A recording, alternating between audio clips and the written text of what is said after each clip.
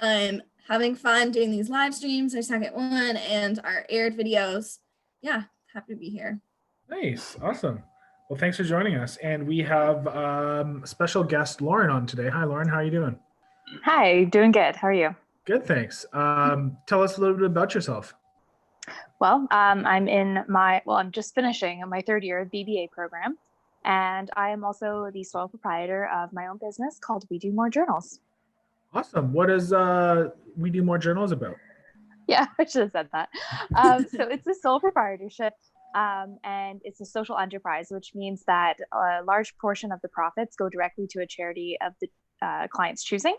And what we do is we actually design customized journal covers. So it can be anything that you want, hand drawn on a beautiful leatherette journal. You choose the inside, choose the outside, and you choose a charity.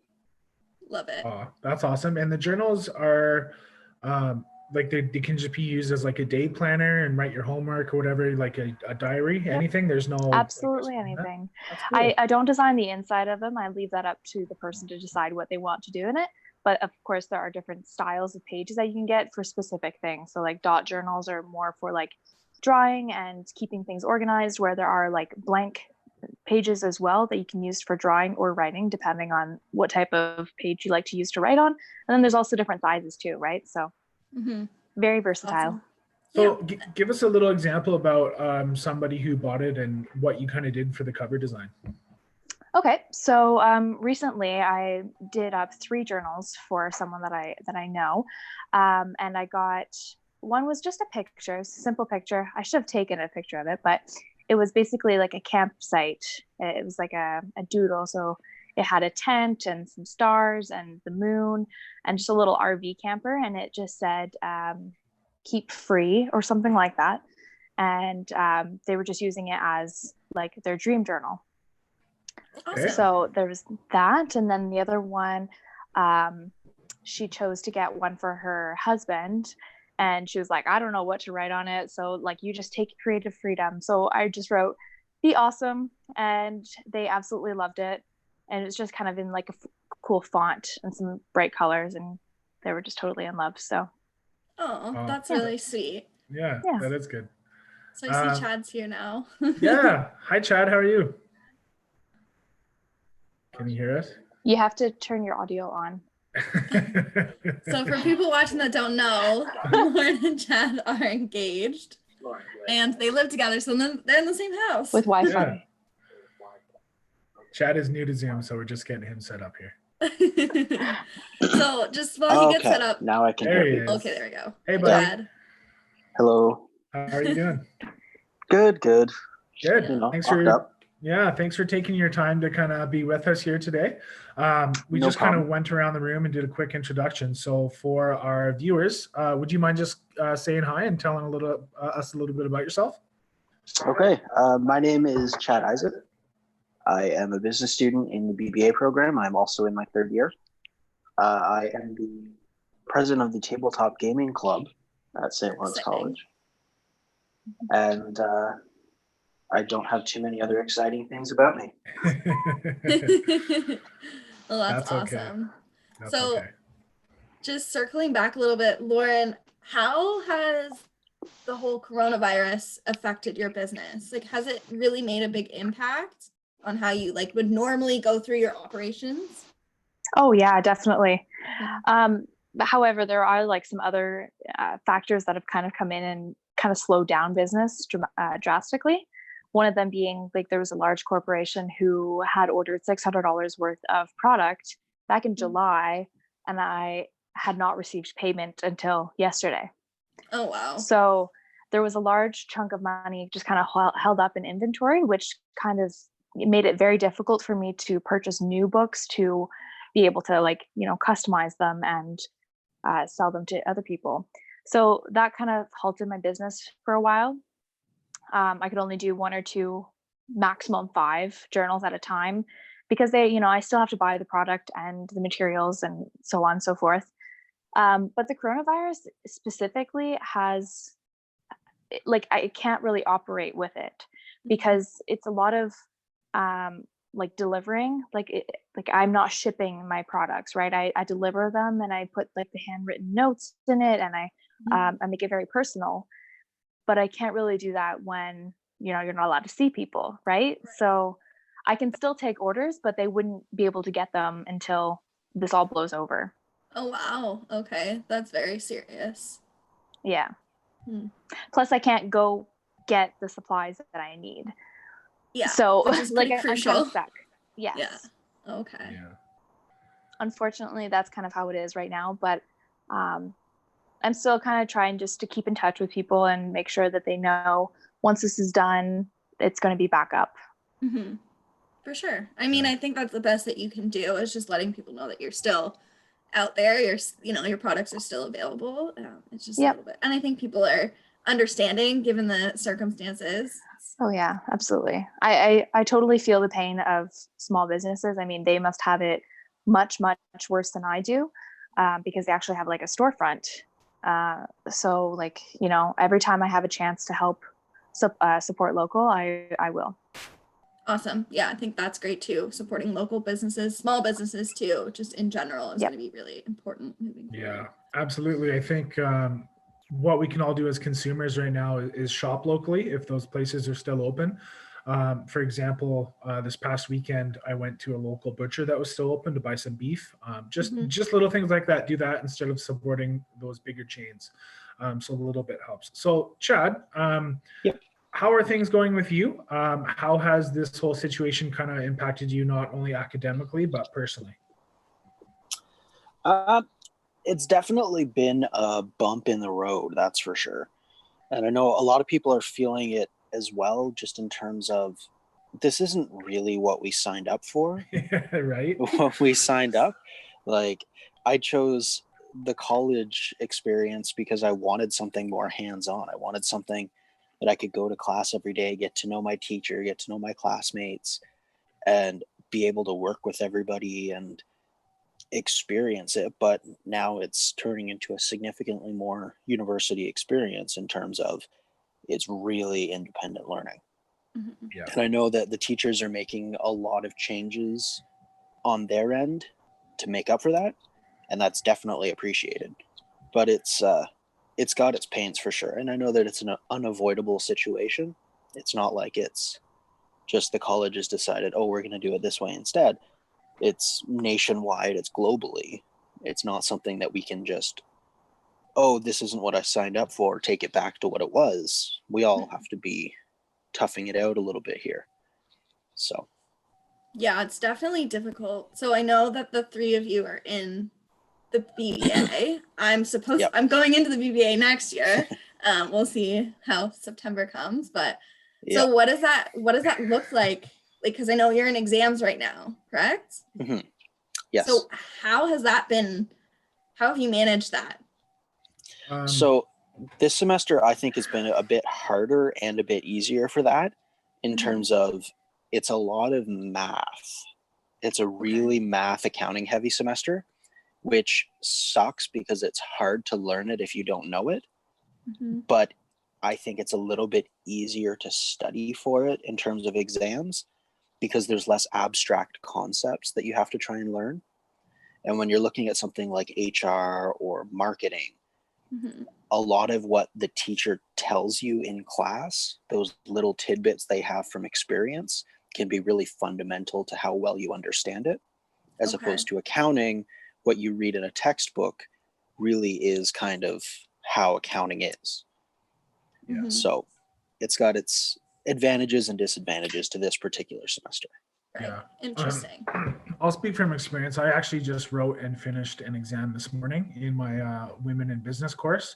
And, having it be the first one completely online that I've ever done before, it actually wasn't that bad. Obviously, there was a bit more content than I think you would have found in a regular written exam, just because the teacher knows you have all the resources at your disposal. So I don't think it was harder, but I definitely felt it was lengthwise a bit longer than what you would have found in your normal classroom. But in terms of accessibility and ease, it was pretty good. I think the university and my professor did a pretty good job of preparing, delivering that. So I think the experiences will definitely vary. And just to echo Chad, yeah, it's a weird time, eh? This is definitely not what we signed up for, but we all know that, and I think we all just kind of have to push through. So. Mm-hmm. Yeah. I'd say my only reservation, sorry, about this time is my motivation. Yes. I find it very difficult to keep a high level of motivation, which is kind of unfortunate. But once I do get into it, like I'm able to, grasp the concepts and such. It's just to not to find the time, because I have a lot of time, but to find the motivation to do it, Yeah, it's just weird. So it's what not kind like of I'm things? going to class. Yeah, Sorry. no, definitely makes sense. That's great. So what kind of things you do to like try and boost that motivation?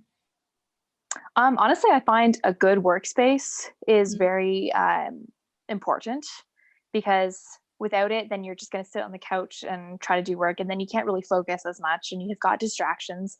So if you've got a nice workspace, and me being the weirdo that I am, I love to have like an organized workspace. So I have like cups with different types of pens in it, and like, I try to make it cute and fun, just to kind of keep in line with what I'm supposed to be doing. And study groups are really good too. Virtual study groups. Chad is a tutor, so he gets a bunch of people together, and then we work on assignments, or we try to learn new concepts, and just figure it out. So that's really been helping. That's awesome. So you just set that up together, like. Yep. Cool. Yeah, using Microsoft Teams, because that's what the college is really trying to push right now. So it's surprisingly useful. Yeah, I will say Microsoft Teams is, I feel like I shouldn't be saying this while we're like on a Zoom live stream, but I do think that Microsoft Teams is very easy to use. It's easy to look people who are at the college up and then schedule. Yep. Yeah, I think it's definitely a good way to work if you have a massive organization like that, because they can register everybody together in the organization. I don't know how useful it would be just, hi, my name's Bob, and I feel like talking to my friend Jim. Yeah. But in a large scale organization, it seems like it has a lot of communication capabilities. Yeah, for sure. Definitely. We're totally going to see a rise and an influx of these type of video chat technologies in the next few months. Look at the market cap of Boom. It's completely exploded. People are all over it. Same with Microsoft Teams. I mean, and this is a good segue into my next question for you three. What do you think are going to be some of the biggest lessons that not only us as students, but society in general can kind of take away from this whole pandemic? Let's start with you, Lauren. Oh, put me on the spot. Okay. I was thinking Chad was going to go first, but that's okay. Well, I definitely think that we should appreciate the small things, because, just being able to go outside and go to the grocery store, or have coffee with a friend, or even just go to a coffee shop, seems like a very small thing, like that we used to take for granted, and now that we're not able to do it, we see like how much value we get out of that, just for like mental health. Honestly, I used to feel so good just being able to go to Starbucks and sit there for a couple hours just working on an assignment, and now I can't do that. So I realized that there's a lot more value in it than I had thought before. For sure. How about you, Chad?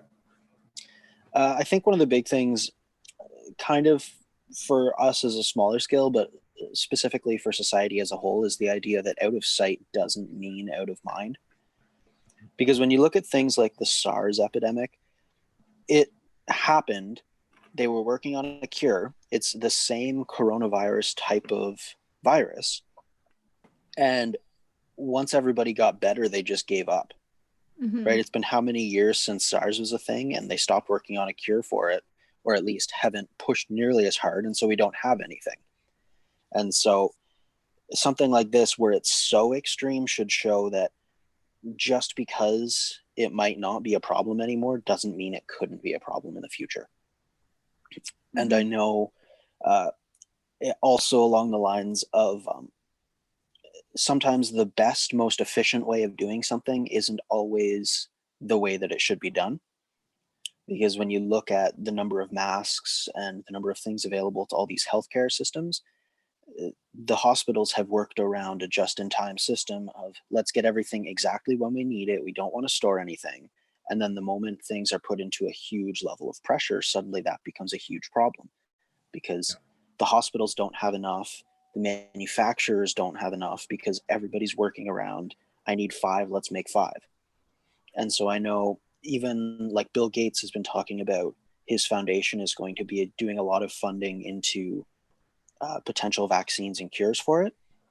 And they're not focusing on the best cure. They're putting billions of dollars into every potential cure because it's not about anymore having the most efficient solution. It's just about having the best possible solution. Mm-hmm. Yeah, for sure. I can definitely kind of echo what both of you have said. Like, I think there'll be a lot of changes in society. I think this is going to shift. And I think you're talking a lot about like the demand of things, right? Kind of trying to predict those demands before they actually happen is something that I think people need to recognize. And then just, I'm hoping that this definitely changes people's perspectives and people start to appreciate everything that they have in life. Like even myself, I've definitely been able to appreciate the space that I have and like the people that are in my life. Like even though I think this caused a little bit of a shift. So people were worried that, oh, I can't see my friends, I can't hang out with my family and that kind of thing. But now it's like almost switched where the people who are really important to me in my life, like we communicate like this. And it's just kind of, it brings almost more value because you're like, all of these people and the things that I like to do the most, I can still do, even though we're all under lockdown. Mm-hmm. And just because we're locked up and we're not allowed to see people doesn't mean we can't do stuff with people. Like Lauren and I the other day had a virtual board game night with some friends. And you can't go out, you can't physically spend time with the people, but it doesn't mean that you can't find ways to do things from home, especially when you have all these different technologies that you can see everything everyone else is doing. Yeah. Why exactly. not play a game of Monopoly or something? So did you play virtually, like Monopoly online, or did you have like one person has the board set up and is moving everyone? We're going to do it that way in the future where someone physically has the board set up. We ended up playing a game like a Risk style game instead of Monopoly because we couldn't really find it anywhere for free, easily accessible that everybody could do. Right. So in the future though, we have a board game, like the physical board game, and we're just going to set it up and show everybody the board and, okay, what do you want to do? Because all you need is one person to control it. That would be, I would be putting a lot of trust into somebody if I was like, run the board. I'd be like, buy the boardwalk. Okay, sure. Gives you Cleveland Avenue or something, yeah. Just casually remove a couple of dollars from everybody's account because they can't see it. Exactly. No, it's Thanks for sharing that, Chad. That's a good segue into kind of a next little question for you about tabletop gaming. I was wondering if you could just share with us your experiences in kind of founding and managing that tabletop gaming club, why you did it, and why you think it's important to get involved in activities like that in college. Yeah. So I think the first thing would be why I did it. So I have a slightly unique perspective at the college because I did my 2-year diploma in Brockville. So I've been to 2 of the 3 SLC campuses now. So for me, when I was in Brockville, I knew a lot of people already, and we were all very interested in tabletop nerd games. So it was very quick that we ended up starting up a club there because it gave us the opportunity to play those things at the college and invite other people that we don't know to make new friends. When I came to Kingston, the campus is significantly bigger, obviously, but there was nothing set up for that. And so I decided I had so much fun doing it in Brockville, why not start it in Kingston? So I looked into it, I started up the club, and immediately I've had huge influxes of people. We have 3, almost 4 different games going on. Well, when things were operating normally throughout the year, we had up to 4 different games that were happening at any given time throughout the week. And that's really awesome because it's giving people that would want to do that stuff, and some people that didn't know that they wanted to play tabletop games, it's giving them an opportunity to try it in a safe environment. Because normally you'd be playing at someone's house, and then you have to know the person well enough that you feel comfortable going over to their house to play. When it's at a central location like the college, it's really easy to just, oh, hey, we're going to be in the library at this time, or we're going to be in one of the study rooms in the lower concourse or something. And it gives people an easy central location that everybody can meet up and just have fun playing. That's awesome. It's great that people are so involved. So with the shift, like has the club still been continuing? Like what was the initial switch when all of this started happening? So it kind of at the moment has shut down. I'm looking into trying out different systems and sort of playing around with them a bit to see if there's something that we can replace it with virtually. I know there's a website called Roll20 that has the capability to do this sort of thing, but it also means that you have to know what you're doing well enough to run it on that, which adds a whole new element to just being the dungeon master that runs the game. You also have to know, okay, now how do I do everything digitally? How do I explain to everybody else that's in the game how they do it digitally?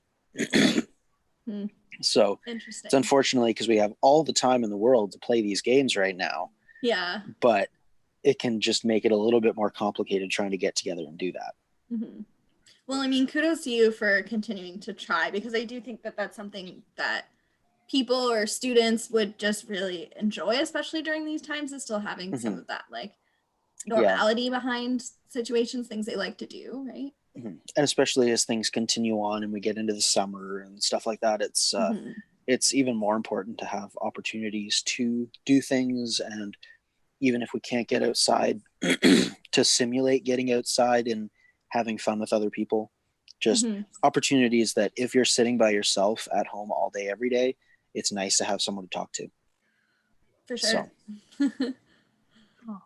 Absolutely. Yeah. Good insights there, Chad. Thank you for that. I think one of the underlying themes of what you're chatting about is mental health. And I think that it's important to have these type of meetings, have that something to look forward to. Especially like you said, if you're inside kind of alone or not with a great social group, then it's certainly important to kind of have a foundation like that. So once this is all over, this whole situation, hopefully soon, hopefully this doesn't drag on into the fall and we can all be back at school together. Let's say the quarantine was lifted tomorrow. What's the very first thing you guys are going to do? Where are you going to go and why? Let's start with you, Elle.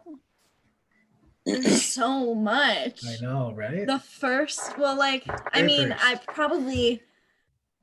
thing would just be to like plan a dinner with friends, like at a bar or something. Like that's probably initially what I would do. And then I would probably plan like my first weekend kind of thing. I'd probably like go to Toronto or like something like that, or Ottawa, see Val, like those kind of things. Like because I have friends who are in different places that I can't see. So I'd probably do something like that. Yeah. Good insight. That's awesome. Anything I can, really. Yeah, I definitely share that sentiment. I think definitely setting up a meeting or a hangout at a bar or even at your own house with a group of 10 friends or something, definitely something to look forward to. Just to hug them again and say I missed you and I appreciate you, and have a drink and celebrate that you guys are all still happy and alive. So I'd probably go see my grandparents. I feel like I maybe should have said that.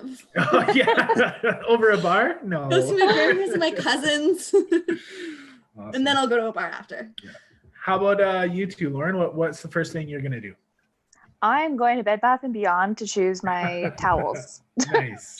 Because I've been looking online for my wedding registry and I cannot see the softness. I don't understand. I need to touch it. So it's really sucky that you can't go to the store and just feel a towel. Like it seems like such a simple thing.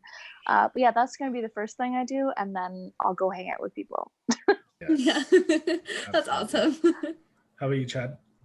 So mine feels really antisocial now because everybody's talking about going and hanging out with people. I want to go to the movies. Okay. Nice. Right? Something that I would do anyway. Like I'd watch a movie here anyway, but just being able to do it where I want to and not being confined to the house. It's kind of like a rebelling in its own way. Yeah. Was there a movie coming out? Was there a movie coming out that you really wanted to see? No idea. No. Just the premise of going and being in a room with a bunch of other people and not having to worry about it. Right. I like that one, actually.